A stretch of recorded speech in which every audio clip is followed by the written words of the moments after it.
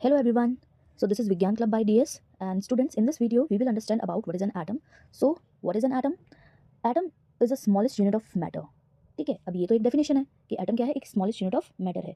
अब एटम को समझने से पहले हमें मैटर के बारे में भी समझना होगा। तो मैटर क्या होता है? मैटर स्टूडेंट्स, कोई भी ऐसी इस यूनिवर्स में कोई भी ऐसी चीज़ जिसका अपना मास होता है और वॉल्यूम होती है उसे हम मैटर कहते हैं। ठीक है, मैटर क्या होता है? जिसका भी मास होता है और वॉल्यूम होता है।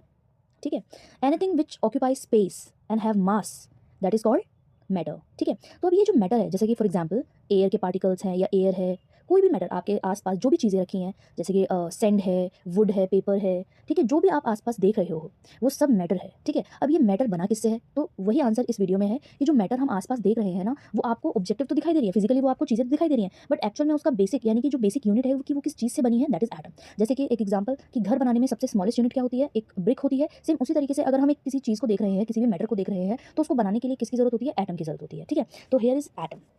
अब एटम के बारे में क्या है कि एटम एक्चुअली 3 पार्टिकल से मिलकर बना होता है। ठीक है, और वो पार्टिकल्स क्या है? Proton, neutron and electron. ठीक है, ये 3 सब पार्टिकल्स होते हैं जो कि एटम को बनाते हैं। अब वो कैसे होते हैं? इस स्ट्रक्चर में आप देख रहे हो कि जो सेंटर वाला पार्ट होता है, एक एटम का जो सेंटर वाला पार्ट होता है, दैट इज न्यूक्लियस। ठीक है, दैट इज न्यूक्लियस। और जो आप आसपास ये सर्कल्स देख रहे हो, दैट इज ऑर्बिट। ठीक है, ऑर्बिट क्या होता है? एक पाथ होता है जिस पर इलेक्ट्रॉन्स क्या करते हैं? रिवॉल्व करते हैं। ठीक है, तो इलेक्ट्रॉन्स क्या होते हैं? Electrons are negatively charge particles present in the atom that revolves in the around the nucleus in a shells, और we can say that orbits. ठीक है, ये जो आप सर्कुलर पाथ देख रहे हो ना, दैट इज ऑर्बिट। ठीक है, और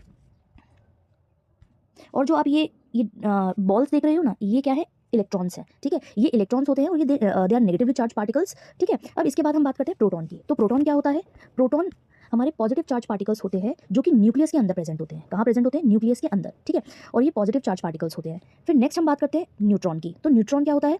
न्यूट्रॉन आर न्यूट्रल पार्टिकल। ठीक है, न्यूट्रॉन क्या होते हैं? They are neutral charge particles present in the nucleus, present in the nucleus. ठीक है, तो न्यूट्रॉन पर कोई भी चार्ज नहीं होता है, प्रोटॉन्स पर पॉजिटिव चार्ज होता है एंड इलेक्ट्रॉन्स पर नेगेटिव चार्ज होता है। और इनकी लोकेशन क्या है, ये हमेशा याद रखिएगा। प्रोटॉन की जो लोकेशन होती है वो न्यूक्लियस के अंदर होती है, न्यूट्रॉन की जो लोकेशन होती है वो न्यूक्लियस के अंदर होती है, एंड इलेक्ट्रॉन की जो पोजीशन होती है वो आउटसाइड द न्यूक्लियस होती है, जो कि ऑर्बिट्स होते हैं। ठीक है, ये सारे जितने भी कंसेंट्रिक सर्कल्स दिखाई दे रहे हैं आपको, दे आर ऑर्बिट्स। ठीक है, आई होप आपको ये समझ में आ गया होगा। अब इसके बाद मैंने जो आपको डिटेल्स बताई हैं वो हम सब पार्टिकल्स वो इस इमेज में भी आपको दिखाई दे रही हैं। प्रोटॉन क्या होते हैं? प्रोटॉन प्रोटॉन हमारे पॉजिटिवली चार्ज पार्टिकल्स होते हैं। इनका जो मास होता है, मतलब हम जो सब पार्टिकल्स होते हैं एटम के, उनके बारे में थोड़ा सा और डिटेल्स में जान रहे हैं।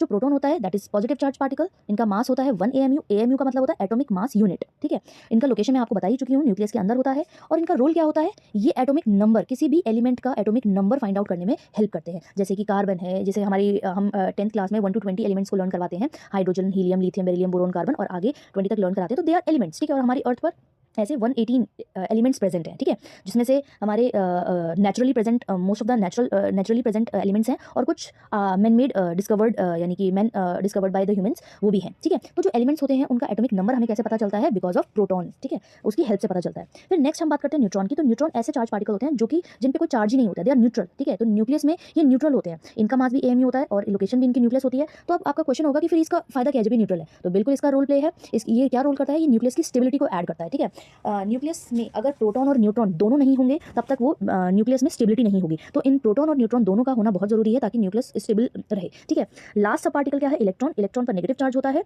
और ये बहुत ही स्मॉल साइज का होता है। जो प्रोटॉन और न्यूट्रॉन का साइज होता है दैट इज जो इसका मास है वो 1 AMU है, और यहाँ पर आप देख सकते हो कि ये बहुत ही स्मॉल होता है, ये लेस देन 1 होता है, लेस देन 1 AMU होता है। यानी कि ये जो इलेक्ट्रॉन होता है ये और भी छोटे पार्टिकल्स होते हैं than the proton and neutron. ठीक है, इनकी लोकेशन क्या है? शेल्स कहेंगे, ऑर्बिट्स कह सकते हैं, या फिर एनर्जी लेवल्स कहते हैं। ठीक है, और इसका इलेक्ट्रॉन्स का रोल क्या होता है? ये responsible for the chemical reaction. अब जो भी हमारा एक एलिमेंट दूसरे एलिमेंट से कंबाइन करता है, कनेक्ट करता है, रिएक्शन करता है ड्यूरिंग द केमिकल रिएक्शन, तो वो केमिकल रिएक्शन में ये इलेक्ट्रॉन्स हेल्प करते हैं किसी भी एक एलिमेंट को दूसरे एलिमेंट से कनेक्ट करने में। ठीक है, क्योंकि इलेक्ट्रॉन्स ही क्या करते हैं? ट्रांसफर होते हैं from one element to the from one atom to the another atomic structure. ठीक है, तो आई होप आपको ये तीनों सब पार्टिकल्स के बारे में क्लियरली समझ में आ गया होगा। That's all.